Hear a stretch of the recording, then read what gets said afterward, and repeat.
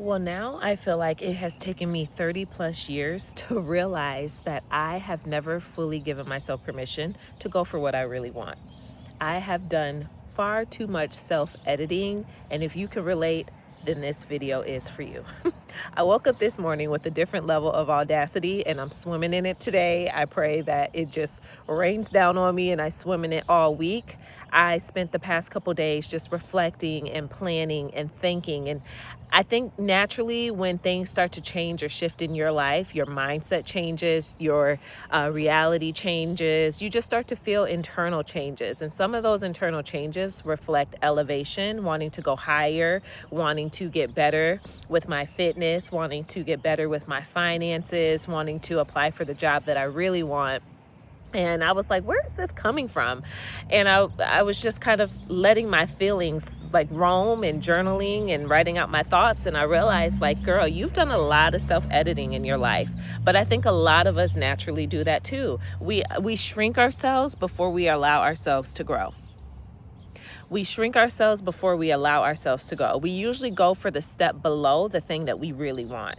We want to pitch a brand, but we'll go pitch a smaller one. We're launching a product, but instead of the big price, we start with the lower price. Like we apply for the job, but instead of the big job, we just want to get our foot in the door. Excuse me. And that's a reflection of self-editing. That's a reflection of not fully trusting yourself.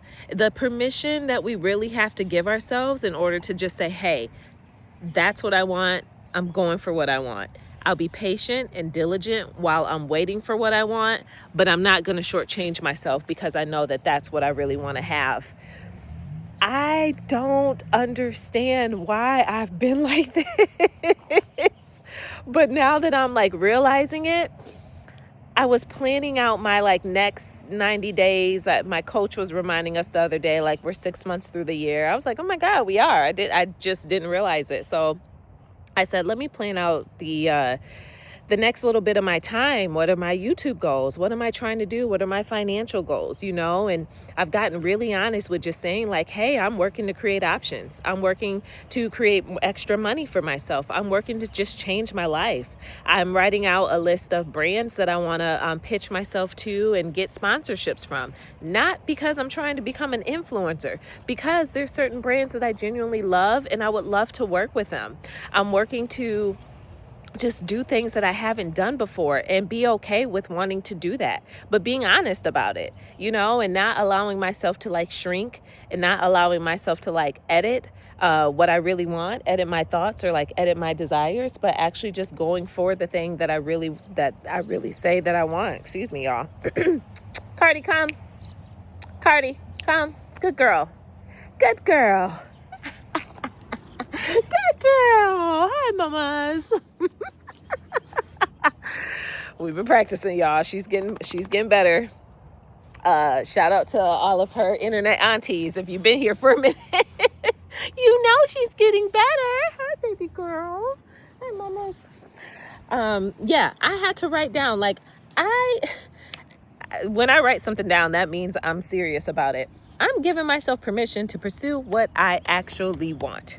I am 2 weeks away from the last few days of my job.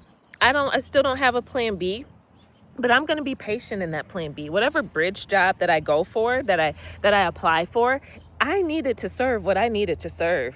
I would love for it to be remote if possible again. I don't want to manage people anymore. I need some of my time back. I need a job where I can clock out and I don't have to take work with me.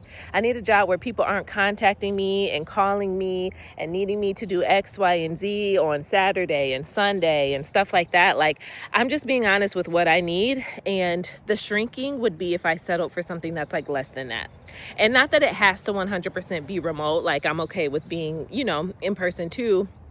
But more so less than the container of the environment or the container of the job. It's just more so like the environment and the needs and the placement that I have right now for myself. And I'm not shying away from that. I put that I'm pitching the brands that I love to work with. I found a couple brands that I really enjoy products that I naturally use. And I think when you are a woman that's redesigning your life, these things just naturally fit and flow into that process. I am literally resetting my life, resetting my career, my work, my money, my finances, my health. All of those things are a top priority for me right now. And it's almost just like a natural snowball. I woke up and I realized like I've gained weight and I don't love the weight that I've gained. I've probably gained weight from like spiked or elevated cortisol levels. Haven't just been taking care of my hormones like I need to be. I haven't been eating like I need to, and I have a nutritionist, excuse me, and I have a plan. And I hadn't hit the gym in about a month now, and I don't love that for me. I don't love that. When life starts taking a toll on me and then it takes me away from the way that I care for myself, the way that I add vitality and longevity to my life, that is not okay. And that is a red flag for me. Cardi, come. Good girl. Good girl. Good girl. Yeah, so that shows me like something has got to change, and I'm working on making the changes. I'm working on resetting my health. It may look like starting with this fast, just from a spiritual standpoint. Just I need to make some changes, and I can feel it. So I'm working on what that looks like. Charging for the value that I create. When I do create options, when I do create products, when I do launch services or create a membership, or just create space for other people to work with me, for other people to be able to, steal my whole plan and implement it for themselves. Whether you are someone wanting to finally start a YouTube channel, because I did that 8 months ago now. I did 100 days straight on YouTube, but then I just kept going because I just wanted to see the results of what I was starting. And now we have grown this community of over 6,000 of y'all that have found me on here. And I think that's so beautiful. So when I go off and create opportunities for people to work with me on a one-on-one, or work with me in a group container, or helping you build out your first options if you're starting from zero, like charging what I feel the value I've created reflects, and then applying for opportunities, shooting my shot for speaking engagements. I got an email about like a Goldman Sachs program more times than I can remember now, and I'm like, I have not even made that amount of money in my business that qualifies you to get into the door. But at this point, and whenever I get the email again, I'm just going to shoot my shot. I'm going to shoot my shot and pray by next year I will have already made that. I think it's like 50,000 or 75,000 or something like that you have to have done in your business to be a part of the cohort. But I'm going to shoot my shot next year because I know I'll be there. Putting it in the air. Building income streams that create options for me. This is why I'm excited to start to look at other partnerships that I could have outside of what I do now. There's more ways than one to make money on YouTube. Yes, once you get monetized, you have YouTube AdSense. That's one way, but it funnels into other opportunities. It funnels into like digital products. You can, Cardi, come. It funnels into digital products that you can create. It funnels into coaching or consulting you can do. It funnels into freelancing if you want to do that. It just funnels into speaking opportunities. It funnels into learning a skill. And then once you learn that skill, you can go back and teach the skill. Y'all, I think we are really in a season of skills. Not that we ever really weren't, but like I think this really is the time where you can take something that you know and get paid for it. Spend the time right now. We know a lot is changing with the job industry. We know a lot of jobs are becoming obsolete, unfortunately, and I've been a victim of the layoff, so I definitely understand how that feels. And a skill is something they can't take away from you. Learning the skill of storytelling, learning the skill of video, learning the skill of speaking, learning the skill of communication, learning the skill of AI, if that's your thing, whatever it may be. Like, learn a skill, take some time and be diligent, and then just start teaching the skill that you learn. Like, that's how you build your community and how your people find you, especially when people can see you growing and changing and trying and reinventing and redesigning literally all in real time. Like, you bring them on the journey with you in real time. That builds a trust, like, and know factor. And they connect with you off of your emotions, off of the way that you speak, off of the way that you resonate, off of the words that you use. Because when you speak from who you are, guarantee you're going to find 15 other people that are like, yeah, heck yeah, I know exactly what she's talking about, because they have been experiencing the same thing, or they're going through the same thing, and you're adding language to their pain, you're adding language to their struggle, you're adding language to their desires and their dreams, you know. Cardi, come. I don't know what she see, but she looked like she was gonna go introduce herself. Come back over here, Cardi. Yeah, I'm just quite literally creating the life that I've been talking myself out of.